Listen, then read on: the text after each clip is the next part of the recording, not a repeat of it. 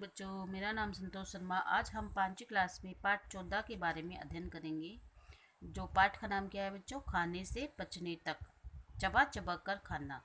विद्यालय में मध्याह्न यानी इंटरवल में भोजन के दौरान रजत जल्दी जल्दी बिना चबाए ही भोजन निकल रहा था, जबकि नेहल आराम से चबा चबा कर खा रहा था। नेहल ने रजत को टोकते हुए उसे चबा चबा कर खाने के लिए कहा। रजत ने जब कारण पूछा तो नेहल ने बताया कि कल जब मैं उबला हुआ आलू खा रही थी तो माँ ने कहा कि धीरे धीरे चबाकर खाओ, इससे तुम्हें अच्छा लगेगा। तब मैंने आलू को चबा चबा कर खाया तो वह पहले से ज़्यादा मीठा लगा। अच्छी तरह चबाने पर लार भोजन के साथ मिल जाती है और भोजन को चिकना पेस्ट तथा लसलसा कर देती है। मुंह में बनने वाली यह लार भोजन में मौजूद स्टार्च को ग्लूकोज में बदल देती है। इसी ग्लूकोज से भोजन मीठा लगता है और मुंह से भोजन का पाचन शुरू हो जाता है। सोचिए और बताइए, हमें भोजन करते समय रोटी के कोर छोटे छोटे क्यों लेने चाहिए? अगर हम रोटी के टुकड़े छोटे छोटे लेते हैं तो इससे हमारे मुंह में वो आसानी से घूमेगी और आसानी से उसका पाचन हो जाएगा। भोजन को चबाना क्यों आवश्यक है? भोजन को चबा चबा कर खाने से उसका पाचन सरलता से हो जाता है। अब ये देखो बच्चों, चित्र दिखा रखा है जिसमें हमारा पाचन तंत्र है। तो मुंह से शुरू होता है। इसमें यहाँ पर ये ग्रास नली है, ठीक है। ये आहार नाल है, यहाँ पर इसको आमाशय भी कहते हैं। यहाँ छोटी आंत और बड़ी आंत है, ये मलाशय है, ये ग्रशिका है, ठीक है। ये हमारा पाचन तंत्र है। इस तरीके से हमारे शरीर में पाचन होता है। भोजन का पाचन इसी तरीके से होता है। मुंह में रखा भोजन दांतों द्वारा चबाया जाता है, फिर यह ग्रशिका से होता हुआ आमाशय में पहुंचता है, जहां ये छोटी आंत से बड़ी आंत में जाता है। आमाशय व आंत में पाचक रसों द्वारा भोजन पचाया जाता है। अपचित भोजन मलाशय में एकत्रित होता है, जिसे बाहर त्याग दिया जाता है। ऊपर दिए गए चित्र को देखकर बताइए पाचन तंत्र के मुख्य प्रमुख अंग कौन कौन से हैं। तो हमने जो ऊपर वाला चित्र है इसमें देखें तो इसमें पाचन तंत्र के प्रमुख अंग कौन से हैं? मुंह है, ग्रशिका, आमाशय, आंत, छोटी आंत, बड़ी आंत, मलाशय, ये सब क्या है? पाचन तंत्र के प्रमुख अंग है। मुंह में रखा भोजन आमाशय तक पहुँचते पहुँचते कैसे हो जाता है? पेस्ट बन जाता है। सोचिए और बताइए, क्या आपने किसी को यह कहते हुए सुना है, मेरे पेट में चूहे कूद रहे? यह कथन, इस कथन का क्या आशय है?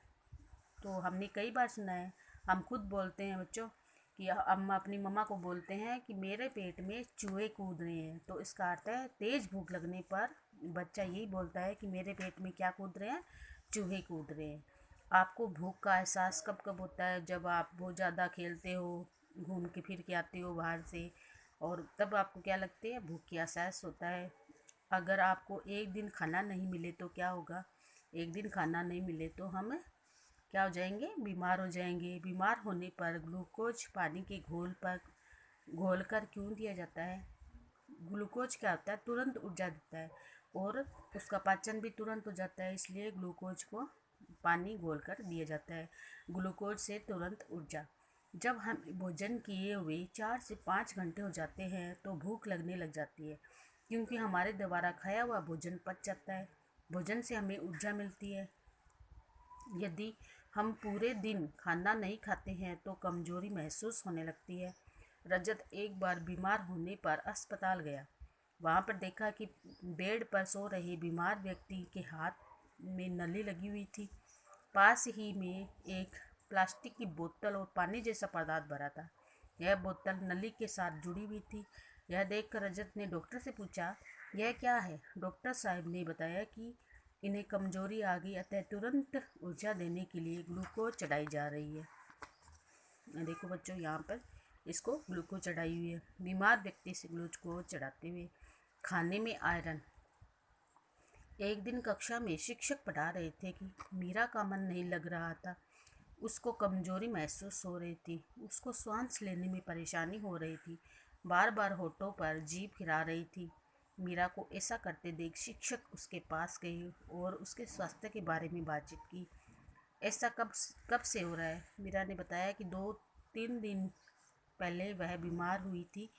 तब से उसे खाना अच्छा नहीं लग रहा है, पढ़ाई में मन नहीं लग रहा है, नींद बराबर नहीं आ रही है, काम करने में जल्दी थक जाती है। शिक्षक ने मीरा को डॉक्टर को दिखाया। डॉक्टर द्वारा जांचने के पश्चात के आधार पर खून की कमी बताई। डॉक्टर: मीरा, आप खाने में क्या क्या खाती हैं? मीरा: रोटी, प्याज, नमकीन। डॉक्टर: हरी सब्जी, खजूर, चने आदि नहीं खाती? नहीं डॉक्टर साहब, आपके शरीर में आयरन की कमी है। भोजन में हरी सब्जियां, फल, गाजर, अनार आदि लो। मैं आपको आयरन की गोलियां दे रहा हूँ। 1 सप्ताह पश्चात पुण्य दिखाना। तो बच्चों, जब हरी सब्जियां नहीं खाते हैं तो उसमें क्या हो जाती है, हमारे शरीर में खून की कमी आ जाती है। तो हमें क्या खाना चाहिए? हरी सब्जियां ज़रूर खानी चाहिए।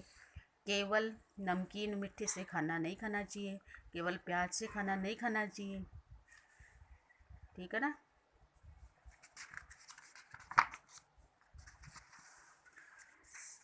मीरा: अरे ये गोलियां तो हमें स्कूल में भी देती है। डॉक्टर: तो आप क्या आप गोली नहीं खाते हैं? मीरा: नहीं डॉक्टर साहब, मुझे अच्छा नहीं लगता, चक्कर आने लगते हैं और जी घबराता है। डॉक्टर: आपके शरीर में खून की कमी यानी एनीमिया हो गया है। इस आयरन की गोली को खाली पेट नहीं लेना चाहिए, इसे खाना खाने के आधे घंटे बाद लेना चाहिए। मीरा: डॉक्टर साहब, इस गोली का पूरा नाम क्या है? डॉक्टर: इसे आयरन या फोलिक एसिड IFA कहते हैं। यह स्वास्थ्य के लिए महत्वपूर्ण है। यह हमारे शरीर में खून बनाने का काम करती है। मेरा: अच्छा, तभी हमें विद्यालय में हर सप्ताह इसे खाने के लिए दी जाती है, लेकिन मैं नहीं खाती, आगे से खाया करूँगी। गोली के साथ साथ खाने पर भी ध्यान देना होगा।